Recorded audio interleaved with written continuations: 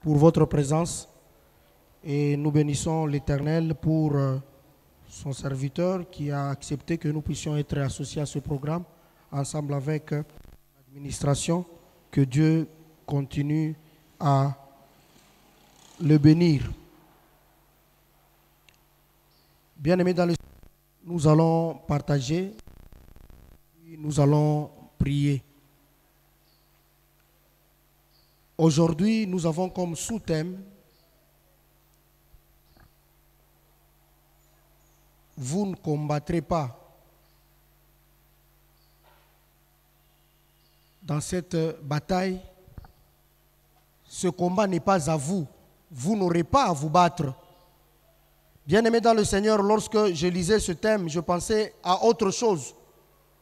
C'est que ce thème voudrait dire ce combat n'est pas à vous. C'est tout simplement ce que ça veut dire. Ce n'est pas votre combat. Une autre possibilité d'interpréter ce sujet voudrait dire aussi que dans ce combat, vous ne vous battrez pas. Amen. Hein? Amen. Nous venons de quelque part. Nous avons commencé. Nous sommes aujourd'hui la fin de la deuxième semaine. La semaine prochaine, nous allons commencer à autre chose. Lorsque on nous dit que dans ce combat, vous n'aurez pas à vous battre, ça voudrait dire que la solution viendra d'ailleurs. Amen. Si on vous dit que dans ce combat, vous n'allez pas vous battre, ce qui veut dire que c'est un combat que vous avez déjà remporté à l'avance. Ça voudrait dire, vous allez remporter une victoire, mais vous n'allez pas vous battre. Ça voudrait dire, vous n'allez pas vous battre, mais vous allez remporter la victoire. Amen. Amen. Et j'ai choisi un thème, un texte. Nous avons toujours notre texte de base, qui est le Genèse 26. Mais pour ce soir, je vous propose 2 Chroniques et le 20e. Amen. Nous allons lire ce texte-là. Nous allons le décortiquer. Et puis, à la fin, nous allons prier. 2 Chroniques, le chapitre 20.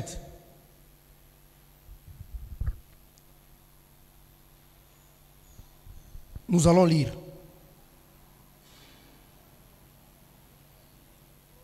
Après cela, les Moabites, les Ammonites, accompagnés des Maonites, marchèrent contre Josaphat pour lui faire la guerre.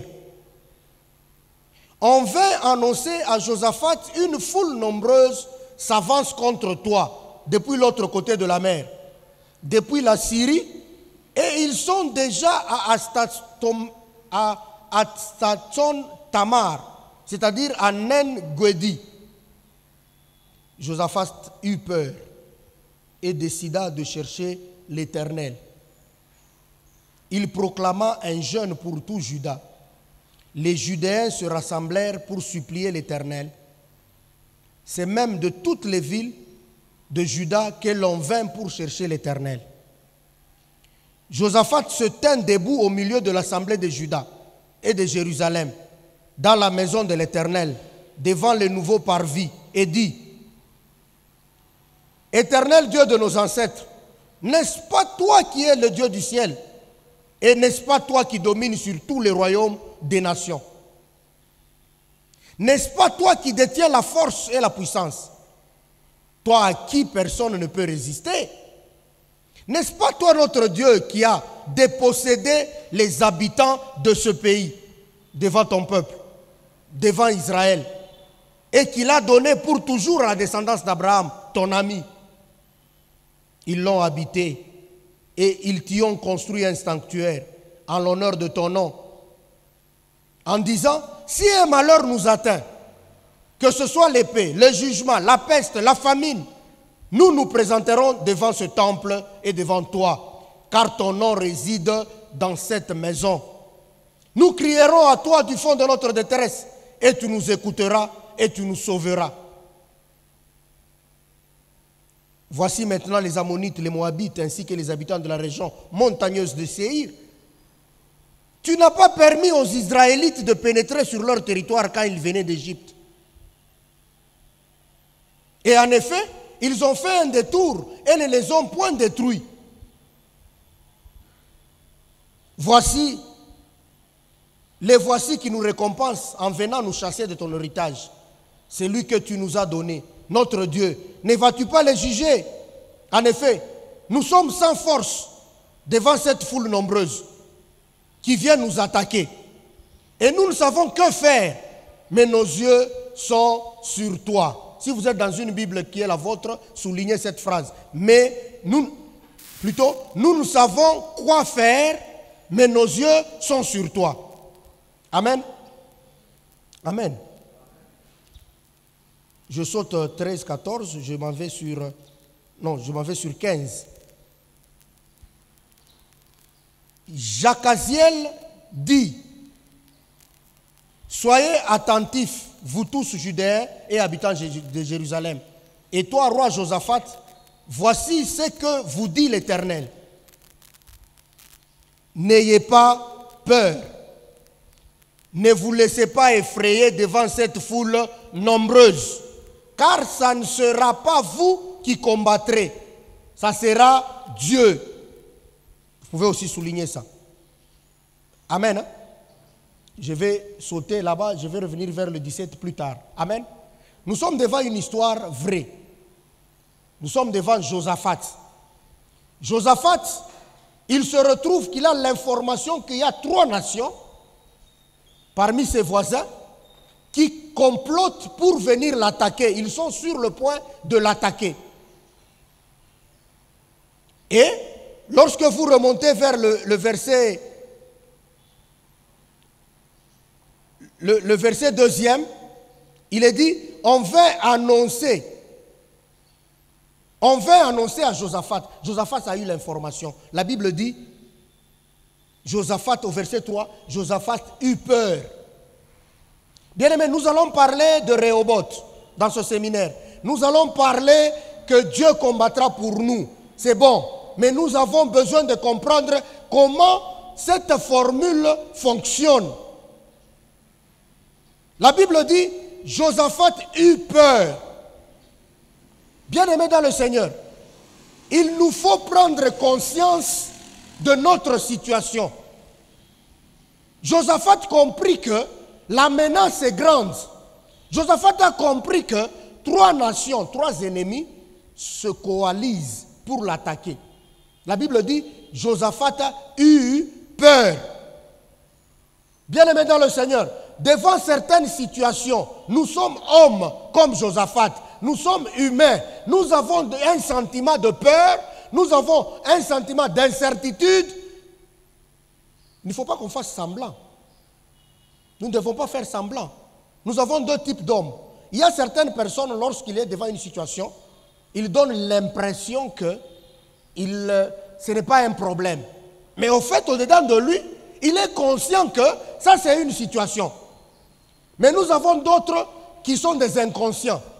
À un moment donné, quand on te raconte son histoire, tu le regardes, ce n'est pas un comportement de la foi. Tu te poses la question, est-il seulement conscient de la situation? Bien-aimé, Josaphat, tout roi qu'il était, a reconnu sa faiblesse. Sa faiblesse, c'était quoi? La peur. Bien-aimé dans le Seigneur, lorsque vous reconnaissez votre faiblesse, ce n'est pas une faiblesse. Votre faiblesse se convertit en une force. Parce que celui qui reconnaît qu'il est faible, c'est qu'il reconnaît qu'il y a quelqu'un quelque part qui est plus fort que lui. Est-ce que quelqu'un m'a compris? Si vous reconnaissez que vous êtes faible, ce n'est pas une faiblesse à proprement parler. C'est une force pour vous. Parce que celui qui reconnaît qu'il ne peut pas, il va chercher celui qui peut. Quelqu'un m'a compris? Josaphat, il est roi. Pas n'importe lequel. Il est puissant. Mais ici, la Bible dit, Josaphat eut peur. Quelle est la conséquence de la peur? Il se décida de faire quoi? De chercher l'Éternel.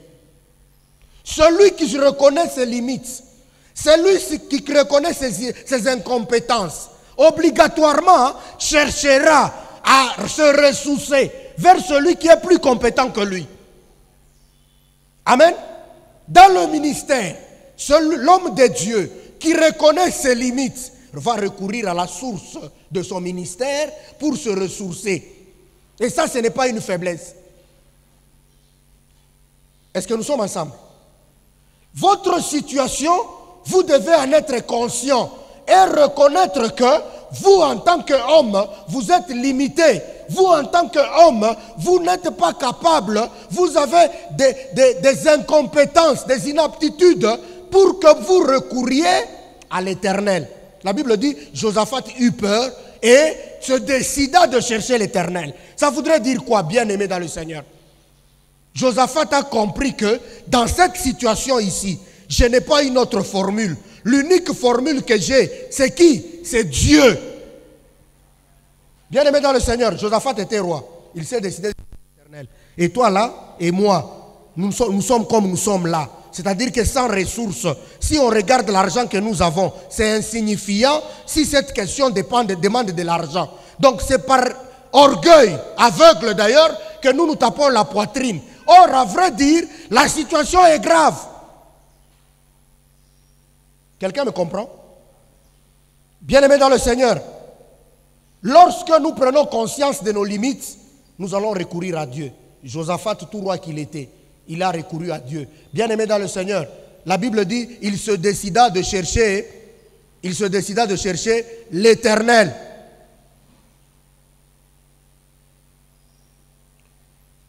Quelle est la deuxième chose qui arrive? Lorsque nous allons vers l'Éternel, lorsque Josaphat va vers l'Éternel, il ne va pas comme tout le monde.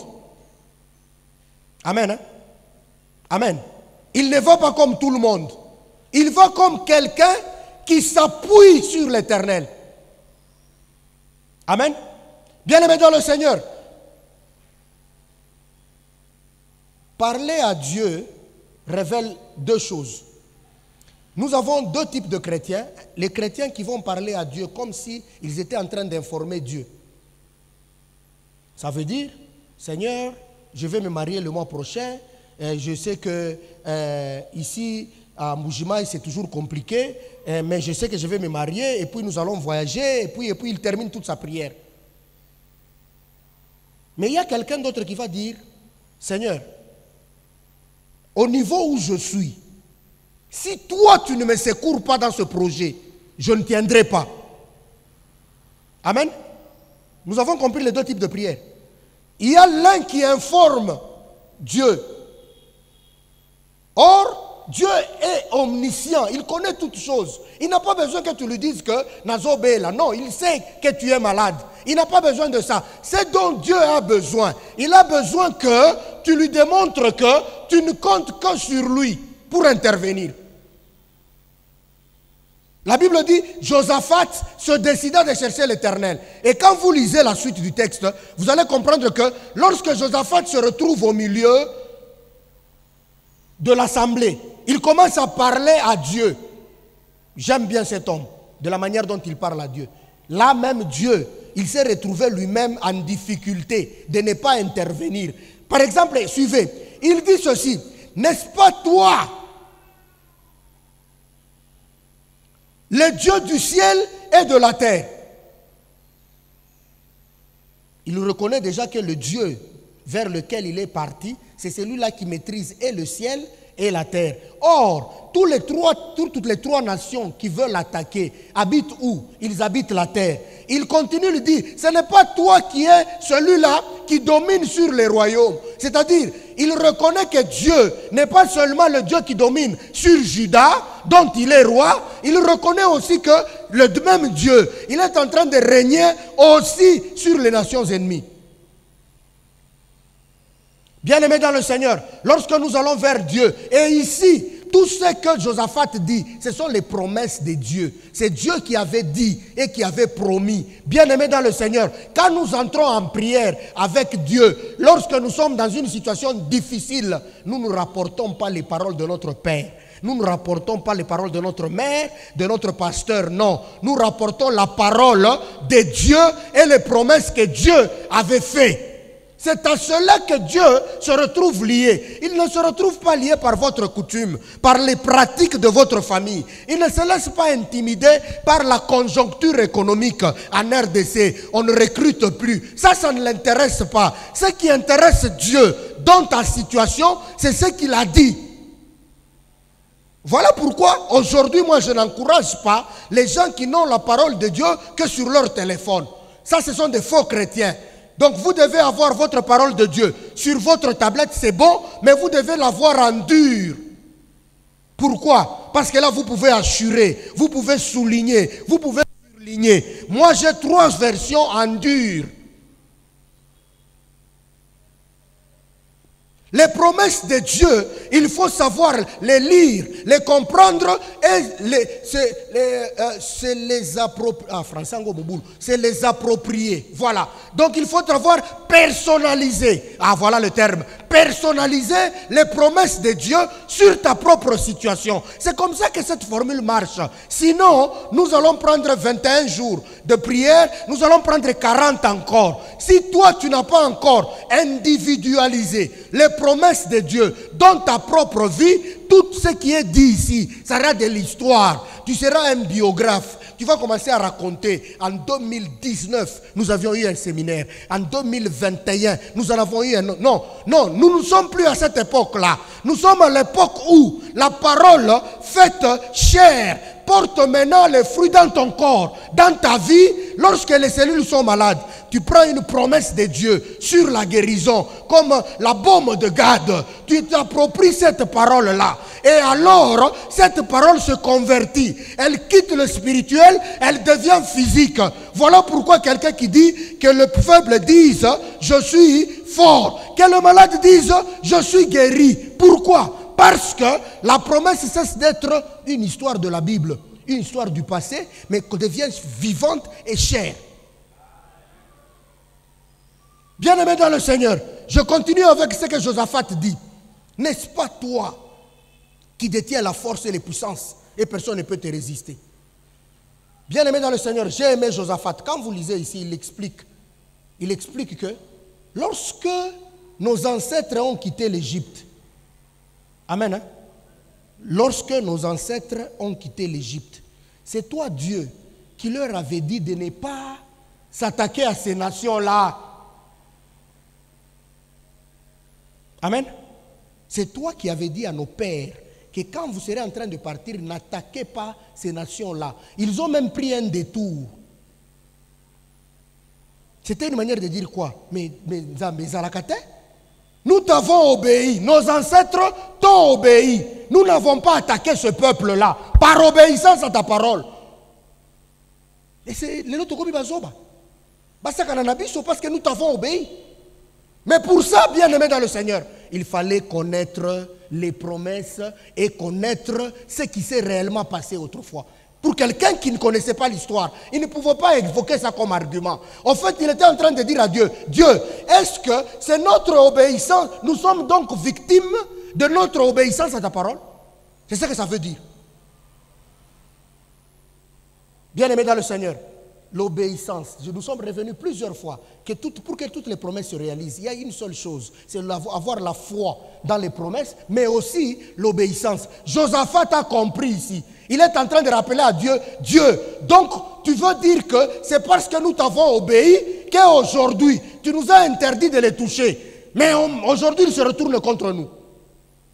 Dans ta vie tu as aussi des événements comme ça. À un moment Dieu t'a dit, à moi la vengeance, à moi la rétribution. C'est qu'il t'a refusé de réagir. Mais les mêmes personnes contre lesquelles Dieu t'a interdit de réagir,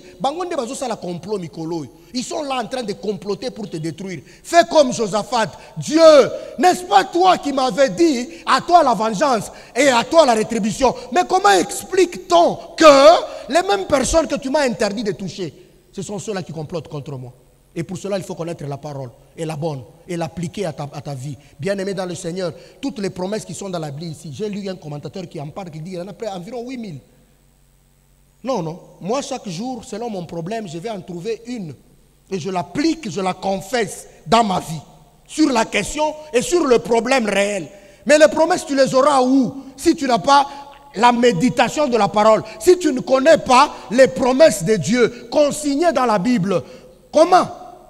C'est comme ça que les prières deviennent des répétitions de ce que nous avons entendu l'autre dire. L'autre, comme il avait prié comme ceci, comme il était modérateur, moi aussi je prends, oui d'accord, attention, la conséquence c'est que lui quand il parlait avec foi. Toi tu parles par habitude, toi tu parles par répétition. La conséquence c'est que nous n'aurons pas les mêmes résultats. Parce que moi, je confesse ce en quoi je crois. Mais toi tu répètes ce que moi je dis. C'est différent. Alors nous nous retrouvons dans l'hypothèse, quelqu'un parle comme s'il informait et l'autre parle comme s'il était en train de se confier en Dieu. Il y a une personne qui peut venir vous raconter son histoire et puis il part. Mais l'autre viendra vous dire qu'écoutez, moi je pensais qu'il n'y a que toi qui peux m'aider dans cette situation. C'est différent. L'autre c'est comme une information, c'est comme à la télé. Tu ouvres la télé, tu suis le journal en train de passer. Quelle est la conséquence? Que tu boudes, que tu ne boudes pas. Le journaliste là n'a pas besoin de ton avis. Il n'a pas besoin de ta confiance. C'est comme ça que même le journaliste, il peut être au plateau. Quelle est la garantie qu'il a qu'il y a des gens sur la ville qui regardent ce qu'il dit? Aucune. Oui ou non? Amen. C'est ça, non? Le journaliste qui est devant la caméra là, il a fait tout ce qu'il a fait, maquillage ou quoi, il parle là. Quelle est la garantie qu'il a qu'il y a quelqu'un, une seule personne derrière là qui est en train de le regarder dans la ville? Aucune garantie. Pourquoi? Parce que c'est l'information. C'est différent. Mais quand Josaphat dit, il se décida de chercher l'Éternel, c'est-à-dire, nous allons le voir là plus tard, il va dire à la fin, à un moment donné, que je ne sais quoi faire. Je n'ai mes yeux sont portés sur toi. Là, Dieu comprend que donc Pétio à comprendre que na bitumba oyo soki na koti na katite akokufa. Mais comme tu as confessé que tu ne comptes que sur Dieu, Dieu entre en jeu. Vérifie un peu le genre de prières que tu fais. Ce sont les prières de genre information ou bien ce sont les prières qui démontrent à Dieu que tu as confiance en lui? Ou tu viens seulement l'informer?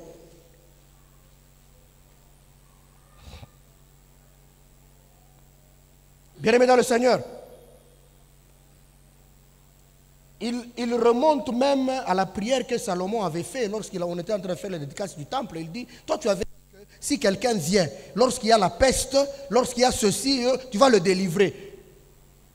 Bien-aimé, c'est pourquoi j'aime beaucoup ces versets qui dit, venez et plaidons, réveillez ma mémoire.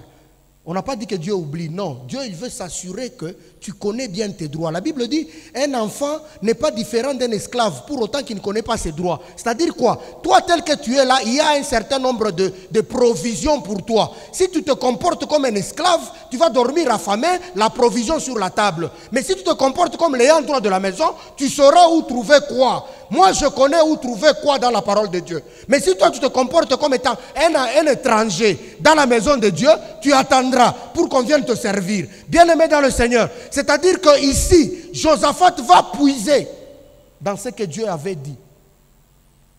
Dans la prière qu'on avait faite lorsqu'on était en train de faire la dédicace du temple, c'était une manière de dire que quiconque viendra ici, lorsqu'il invoquera l'Éternel, tu l'exauceras.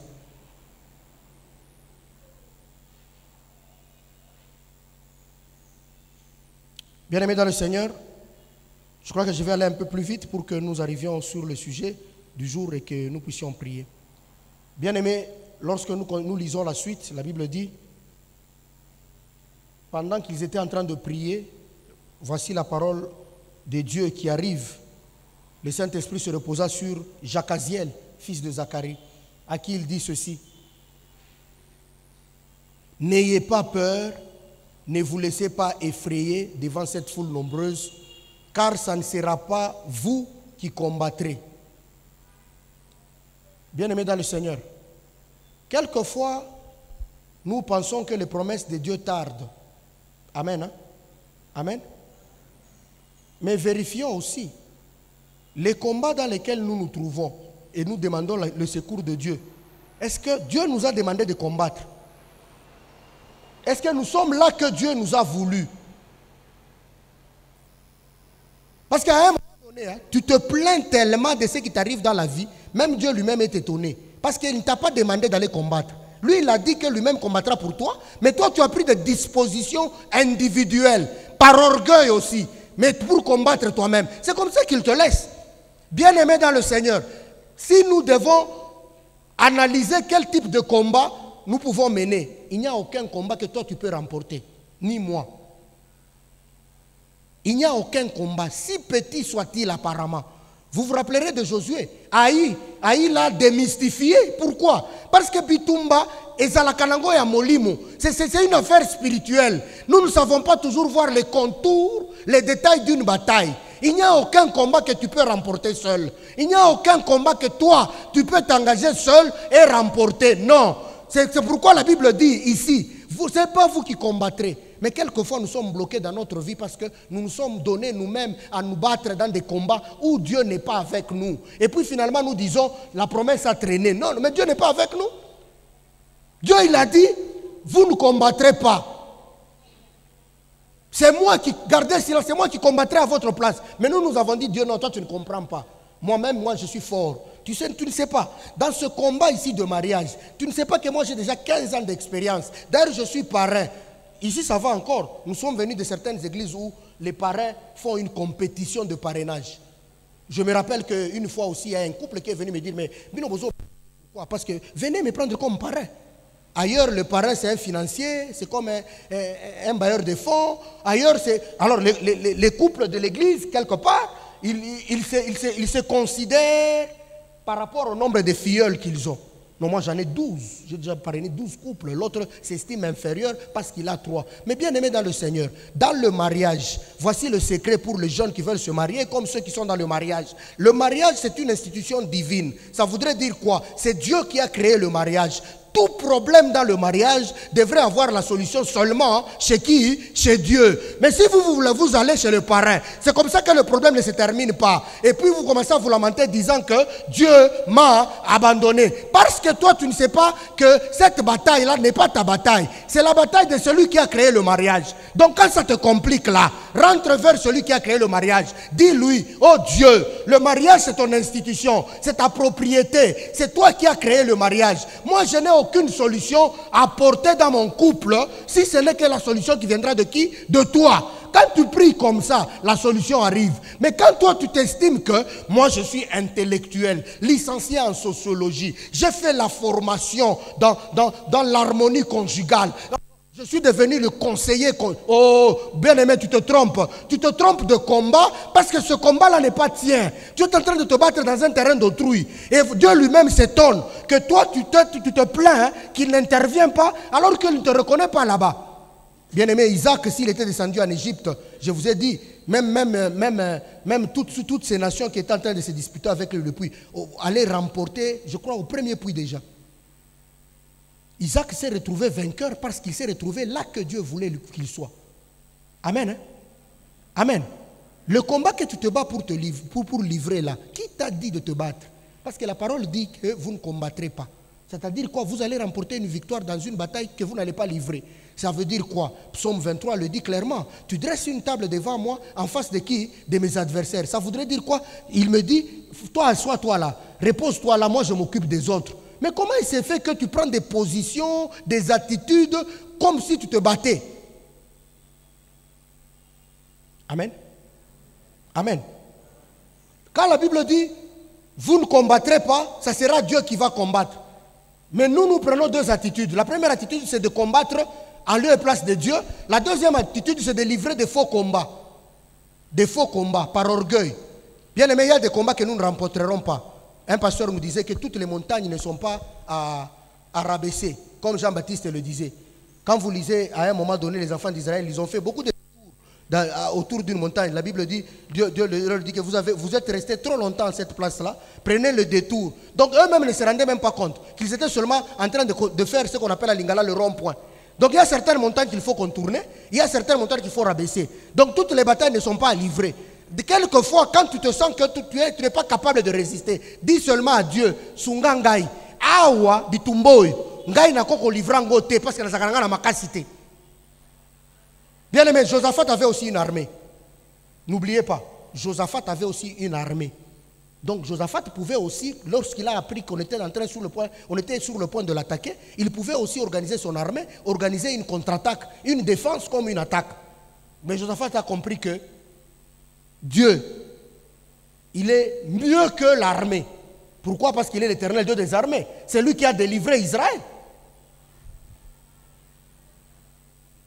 Bien-aimé, dans ta vie, si la première personne avec laquelle tu échanges tes projets n'est pas Dieu, ni la dernière personne à qui tu fais recours n'est pas Dieu, donc tu n'es pas encore chrétien. Amen. Je répète, si Dieu n'est pas la toute première personne qui est au courant de ce que tu veux faire, et s'il n'est pas la dernière personne à qui tu parles quand tu n'as plus de solution, c'est que tu n'es pas un bon chrétien. Donc nous devons dans toutes nos entreprises commencer par consulter Dieu. Josaphat le dit très bien. Josaphat eut peur. Il se décida de consulter l'Éternel. Il n'a pas consulté un conseiller. Il n'a pas consulté un ami. Il se décida de consulter l'Éternel. Dieu aime qu'il ait la première place dans ta vie. Ça voudrait dire alpha. C'est à lui que tu parles de tout projet que tu as. C'est à lui que tu parles de toute préoccupation que tu as. C'est comme ça que lorsque la Bible dit, vous ne combattrez pas, le Dieu là que tu as consulté, quand tu étais en difficulté, il comprendra que celui-ci se confie à l'Éternel. Bien-aimé dans le Seigneur, si tu ne te confies pas en Dieu à ce niveau, tout ce que nous allons dire ici seront des slogans.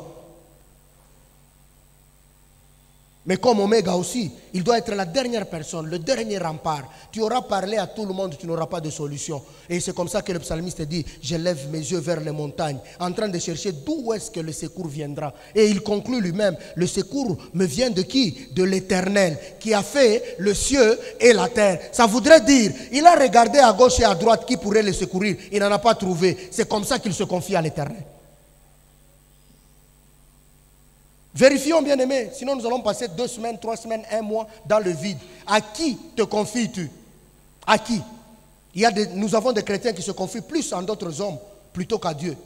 Malheur à celui qui se confie à l'homme, parce que le secours de l'homme n'est que vanité. Malheur à ceux qui descendent en Égypte pour y chercher du secours. Tous ces versets ici voudraient dire, quand tu te confies à ton frère plus qu'à Dieu, parce qu'à un moment donné, c'est comme si ton frère détient toute ta vie, tout ce que tu veux faire, il le détient. Le temps de parler à Dieu, tu ne parles plus à Dieu comme à l'Éternel qui est ton secours. Tu parles à lui comme si tu l'informais. Malheur à toi, bien-aimé. Et tout ce que nous disons ici, tu n'auras pas part. Bien-aimés, bientôt nous allons terminer pour pouvoir prier. Le verset 17 dit ceci. Vous n'aurez pas à mener ce combat. Voici ce qu'il faudra faire. Prenez position. Prenez position. Tenez-vous là. Et vous verrez. Parlons de ces trois choses.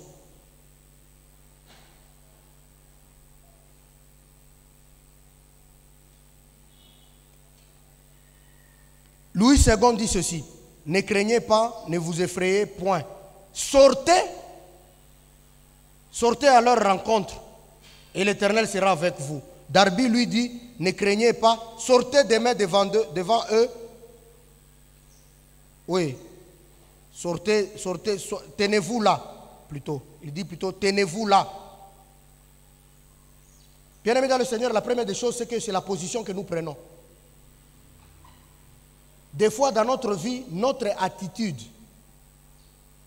nous accuse que nous sommes en train de nous battre dans un combat qui n'est pas le nôtre. La Bible dit, tenez-vous là.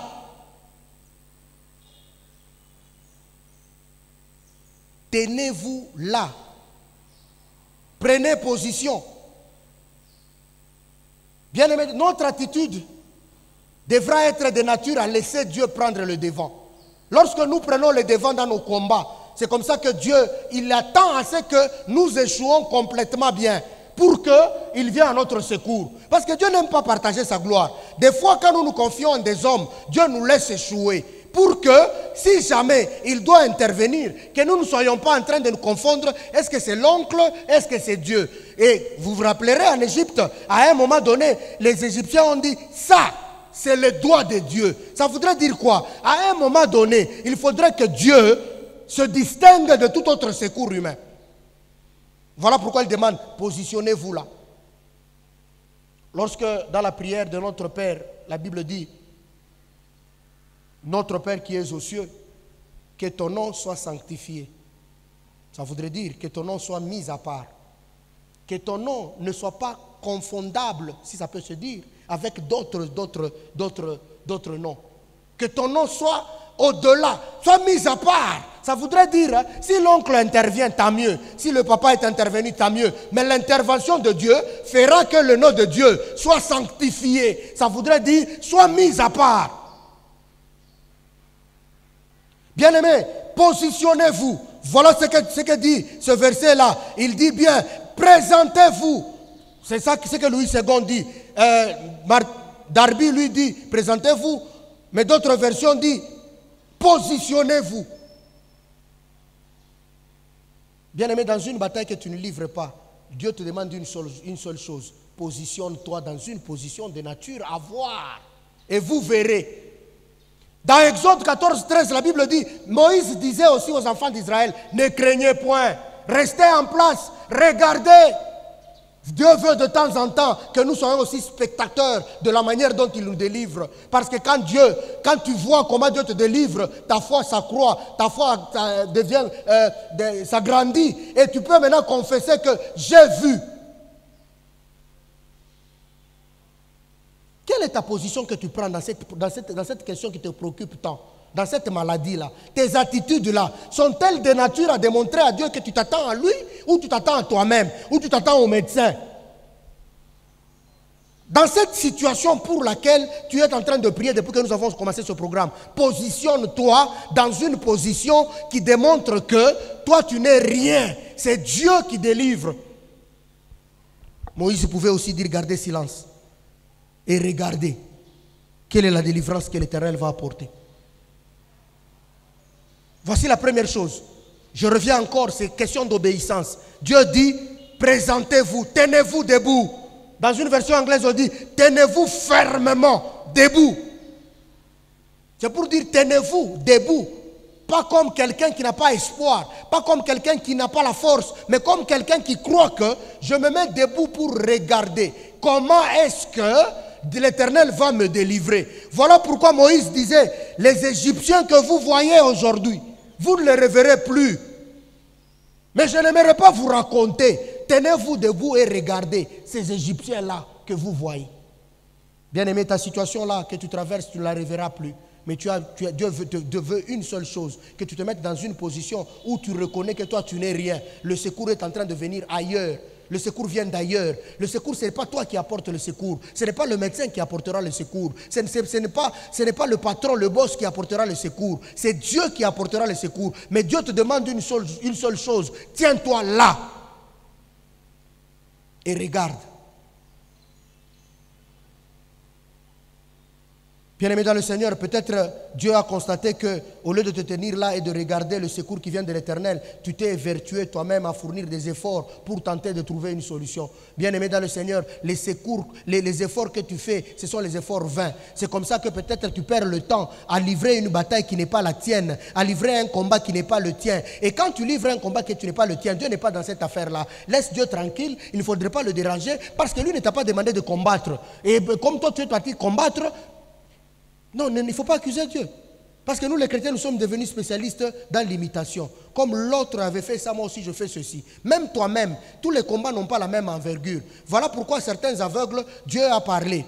Et ils ont recouvert la vue. D'autres, il a appliqué la boue et la salive. Donc c'est-à-dire que nous ne sommes pas comme les autres, que papa aime beaucoup citer, les autres là. Parce que eux, quand ils vont là où ils vont, là comme ils appellent l'église, ils ont la liturgie. C'est-à-dire qu'ils ont un point 1. Ils savent qu'ici on va chanter, ici on va danser. Même quand vous allez dans n'importe quel leur autre église là, vous trouvez la même chose. Non, nous venons dans un culte où la formule est détenue par le Saint-Esprit. C'est le Saint-Esprit qui dirige le culte. On peut commencer par une exhortation, on termine par l'adoration. Ce n'est pas schématisé. Malheureusement, nous les chrétiens, nous appartenons à des schémas. Comme dans l'autre situation, la délivrance est venue de cette formule ici.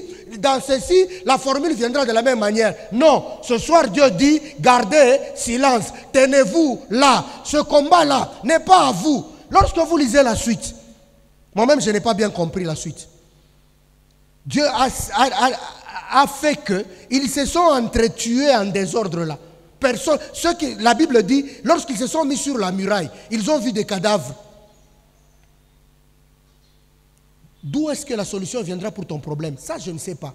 Mais au moins la solution viendra. Elle viendra de l'est, de l'ouest, du nord au sud. Ça, je ne sais pas. Mais le Dieu Jiré, le Dieu de la provision, dans sa provision-là, il a aussi la victoire. Dans sa provision-là, il a aussi la solution. Dans sa provision-là, il a aussi la guérison. Il a aussi la paix qu'il va donner à ton couple. Mais comment ça viendra? Ça, ce n'est pas ton problème. Dieu te demande de te tenir là et de regarder. Il ne te demande pas de te débrouiller. Enlève de ta tête les schémas. Je l'ai dit une autre fois ici. Cet homme-là, il était malade à la piscine de Bethsaida. Jésus lui pose la question, veux-tu être guéri? Il dit non.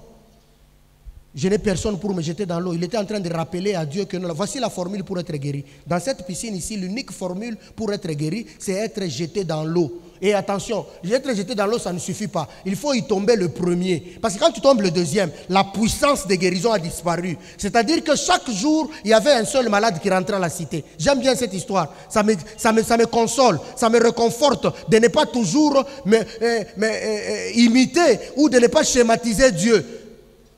Mais ce jour-là, celui qui s'était jeté dans l'eau le premier, après que les anges aient agité l'eau, il était guéri et il est rentré à la cité.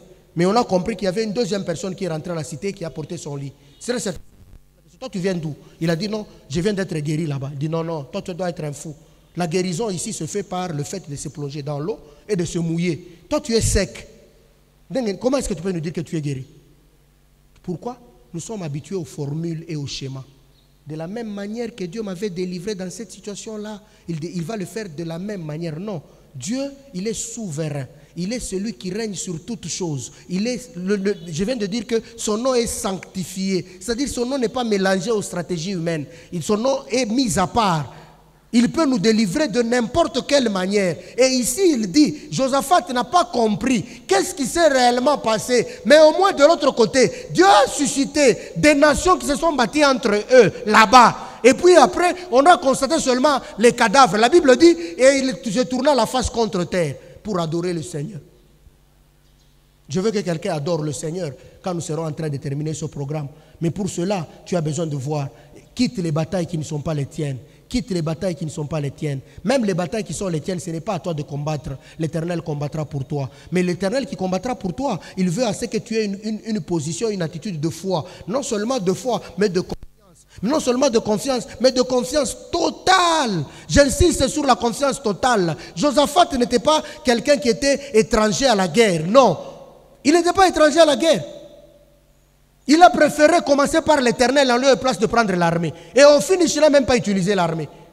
Parce que Dieu lui-même, il est multistratège. Ici, il a préféré à ce qu'on aligne seulement les gens qui vont chanter des cantiques de louange. Bien-aimé dans le Seigneur, il y a une solution pour ta situation. Mais c'est ton attitude qui ne permet pas à Dieu de comprendre que tu lui fais confiance. Ton attitude pousse Dieu à croire que tu es encore fort pour te battre seul. Et surtout dans cette bataille, comme tu te bats seul, il te laisse te battre. Comme tu vas échouer complètement, tu reviendras à l'Éternel. La Bible dit, si le peuple sur qui est invoqué mon nom s'humilie, se détourne de ses mauvaises voies. Les mauvaises voies sont aussi cette attitude de pouvoir se débrouiller.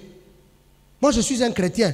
Moi, je suis l'enfant de Dieu. Je suis le fils de la promesse. Je ne me débrouille pas. Toutes les promesses sont là. C'est lui qui a fait la promesse. Il doit s'occuper lui-même de ses propres promesses pour se réaliser. Moi, je ne me débrouille pas. Pourquoi? Quand papa dit clairement que Dieu l'a tiré quelque part pour l'amener en Mbujimaï, ça voudrait dire quoi? Celui qui l'a envoyé, il a toute la provision pour lui. Ça veut dire quoi? Les gens peuvent comploter et qu'aussi mater. Pourquoi? Parce que celui qui a la responsabilité de combattre en sa faveur, il s'occupe de ses batailles. Voilà pourquoi il dit, pourquoi vous vous inquiétez de ce que vous allez manger et de ce que vous allez vous vêtir? Parce que le Dieu, il donne à ses enfants pendant leur sommeil. Ça voudrait dire quoi? Ces enfants-là dorment confortablement. Même si qu'ils dorment par terre ou sur la chaise ou sur un lit. Ça, ce n'est pas le problème. Mais au moins, ils dorment et l'Éternel pourvoit à leurs besoins. Donc, ce n'est pas un problème de pouvoir fournir les efforts. Non, c'est lui qui fait qui donne la vision. C'est lui qui donne la provision et la stratégie. C'est comme ça que le papa, quand il dit Dieu suscitera d'autres Nzévu. Ça, c'est très sûr. Ils naîtront des Nzévu. Ici, pourquoi? Parce que le Dieu qui a fait la promesse, il ne trompe pas. Quand il l'a envoyé, c'est qu'il va susciter réellement. Mais il va susciter l'enzévou parmi les gens qui prennent position, qui se lèvent bien et qui prennent une bonne position pour s'attendre à Dieu. Ils ne s'attendent pas aux hommes, ils s'attendent à Dieu. C'est-à-dire quoi? Celui qui s'attend à Dieu n'est pas qu'un commandeur. Celui qui s'attend à Dieu n'est pas un pleurnichard. Quand il doit pleurer, il ne pleure pas devant les gens. Il va pleurer devant celui qui l'a donné mandat. Parce que, je sens quelque chose. Parce que nous sommes des ambassadeurs. Un ambassadeur des États-Unis, quand il est en Mbuji-Mayi, il ne dépend pas du gouverneur. Il ne dépend pas de Mbuji-Mayi. Même l'aéroport Bipemba, c'est toujours l'aéroport Bipemba. Mais lui, il dépend des États-Unis. Quand il y a un problème, l'ambassadeur ne pose pas le problème au gouverneur. Il pose le problème à celui qui l'a envoyé. Parce que celui qui l'a envoyé, c'est celui-là qui a la provision nécessaire et l'autorité nécessaire qui lui donne. Et que lui, quand nous le voyons ici, nous voyons les États-Unis d'Amérique au travers l'ambassadeur à Mbuji-Mayi. Ça veut dire, toi tu es l'ambassadeur du ciel. Tu es l'ambassadeur, tu es dans ta famille, tu n'es pas celui de Benampiana, non. Tu es l'ambassadeur venant de Dieu. Ça voudrait dire quoi? Tout ce que tu poses comme acte devra engager celui qui t'a envoyé. Ta position à toi, c'est une... Oh, je sens quelque chose. Est-ce que quelqu'un comprend que ta bataille à toi, ce n'est pas ta bataille à toi. Là, un ambassadeur ne se met pas à discuter avec les gens. La bataille que veut livrer à un ambassadeur, on la livre contre celui qui l'a envoyé. C'est pourquoi, quand quelqu'un veut t'attaquer, ils ne comprennent pas pourquoi Dieu entre en jeu. Pourquoi? Parce que tu es porteur de la mission de Dieu. Tu es porteur de la promesse de Dieu. Et le fils de la promesse ne meurt pas. Celui qui veut s'attaquer au fils de la promesse rencontre celui qui a fait la promesse. C'est pourquoi quand il creusa le premier puits, on lui chercha querelle. Il ne s'est pas limité là. Il a dit certainement, bon, ça ce n'est pas mon affaire. C'est lui qui m'a envoyé, qui m'a interdit d'aller en Égypte, va s'occuper de moi. Celui qui m'a interdit d'aller en Égypte va s'occuper de moi. Et à un moment donné, on creusa encore. On lui chercha querelle. Il dit ça c'est pas, ce sont les distractions. Moi, mon affaire à moi, c'est que celui qui m'a envoyé ici va me délivrer. Et quand il creusa la troisième fois, la Bible dit, oh, on ne lui chercha plus querelle. Et l'Éternel a dit, il appela ce puits Rehoboth. Ce qui veut dire quoi? L'Éternel a élargi l'espace de ma tente. Et maintenant nous allons prospérer. La Bible dit, il devint riche. Il alla s'enrichissant jusqu'au point de devenir puissamment riche. Bien-aimé dans le Seigneur, si tu es dans le plan de Dieu, les batailles, tu ne vas pas les livrer. Lui-même les livrera pour toi. C'est comme ça que lui-même va les livrer pour toi. Et toi, tu vas constater seulement la délivrance de Dieu. Tu vas constater seulement la victoire. Voilà pourquoi nous disons, le combat n'est pas à nous. Le combat est à Dieu. Mais la victoire, Dieu nous la donne. Mais combat, moi ça ne me regarde pas. Dans sa souveraineté, il sait comment il va m'apporter moi la victoire. Mais pendant ce temps, je suis assis comme dans la vallée. Je suis assis, il dresse une table en face de mes adversaires. Les adversaires ne comprennent pas. Comment nous voulons attaquer Josaphat? Nous ne voyons même pas un dispositif sécuritaire. Ils ne comprennent pas que Josaphat, il compte sur l'Éternel des armées. C'est lui là qui peut utiliser même les nuages. Il peut utiliser même les animaux. Il peut utiliser quoi qu'il veut à sa disposition pour t'apporter la victoire. Quitte les batailles qui ne sont pas les tiennes. Vérifie bien si là où tu es avec Dieu. Parce que si tu n'es pas avec Dieu, tu vas te battre seul. Mais si tu es avec Dieu, Dieu interviendra pour toi. Peut-être aussi, ça peut être l'erreur que tu as commise. Tu es parti sur un chemin, tu n'as pas Dieu. Ce n'est pas le chemin indiqué par Dieu. C'est comme ça que tu te bats. Tu fournis beaucoup d'efforts. Oh, bien-aimé dans le Seigneur, le fils de la promesse ne fournit pas d'efforts. Le fils de la promesse ne fournit pas d'efforts. Isaac, quand il était parti, on était parti aller se le sacrifier. Isaac n'a pas dit à son père, cherchons d'abord la brebis. Non, Isaac était là, le fils de la promesse. Ce n'est pas à lui de chercher la solution. C'est au fait, c'est lui qui a fait la promesse de chercher la solution. C'est comme ça que la brebis est venue, pas par les efforts d'Abraham, ni par les efforts d'Isaac, mais c'est celui qui a fait la promesse. Celui qui a fait la promesse, il a toute la provision nécessaire pour ta situation. Une chose, positionne-toi très bien, tiens-toi ferme, attends-toi à lui. Parce que quand tu t'attends à lui, il devient obligé d'entrer en jeu. Quand tu veux faire intervenir Dieu, dis-lui que Ngaya Wanasuki. Si je n'ai pas toi, si c'est toi, tu n'interviens pas ici, moi je suis foutu. Et là, Dieu aime ça. J'ai terminé.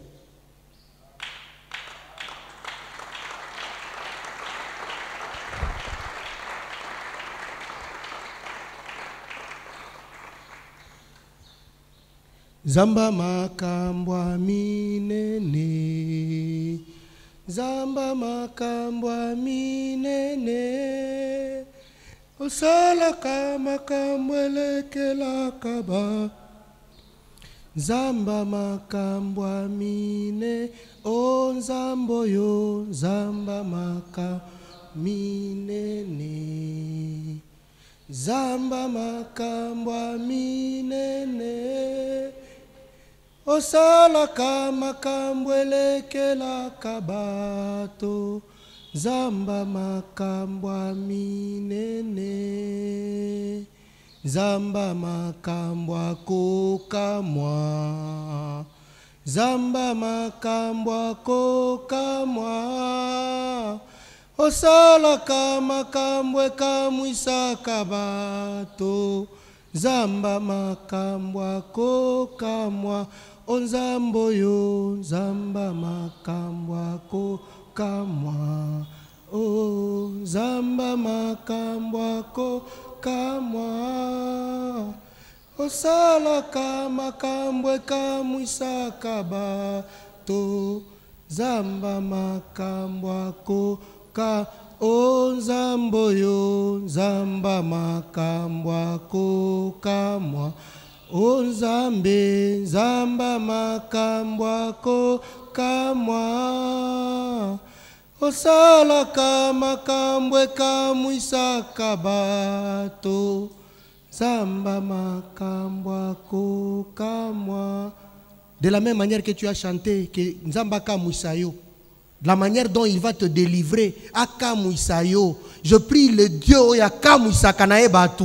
Il est le Dieu quand il te délivre. Même les gens s'étonnent. De quelle manière est-ce que cette situation, tu ne pouvais pas t'en sortir? Sauf que Zalakaka Yomoko, tu ne peux pas t'en sortir. Que le Dieu Oyakamwisa Kabatu. Akamwisayo na pokwa lelo. Est-ce que quelqu'un peut prier? Quelqu'un peut dire à Dieu, Kamwisangai.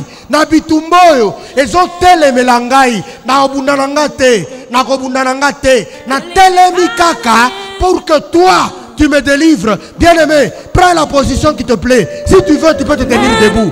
Si tu veux, tu peux te tenir debout. Mais je veux m'assurer que tu appelles les dieux qui délivrent, les dieux qui entrent dans tes combats. Zambo ya memela kabatu victoire. Bien-aimé, prie, prie, prie, prie. Je veux que tu pries. Zambo ya kamwisa kabatu. Zambo ya kamwisa kabatu.